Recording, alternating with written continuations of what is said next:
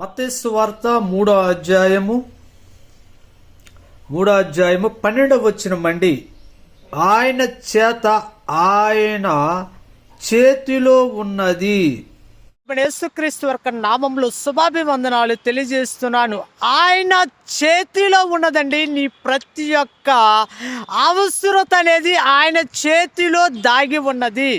ఈ భూమి మీద కావాల్సిన ప్రతి ఒక్కటి, అది ఏదైనా సరే, కుటుంబానికి సంబంధించిన ప్రతి ఒక్క అవసరత, జీవితానికి సంబంధించిన ప్రతి అక్కరత, కుటుంబంలో నడిపించబడటానికి కావలసిన అవసరతలతో కూడిన ఆశీర్వాదం అనేది ఆయన చేతిలో ఉన్నదండి.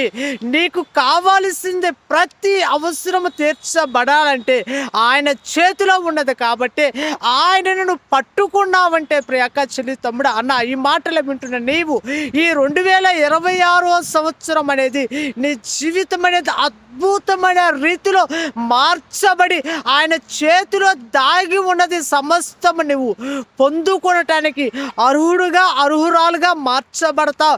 ఈ భూమి మీద కావాల్సిన ప్రతి అక్కరత, ప్రతి అవసరత ఎవరి చేతిలో దాగి ఉన్నదో తెలుసా?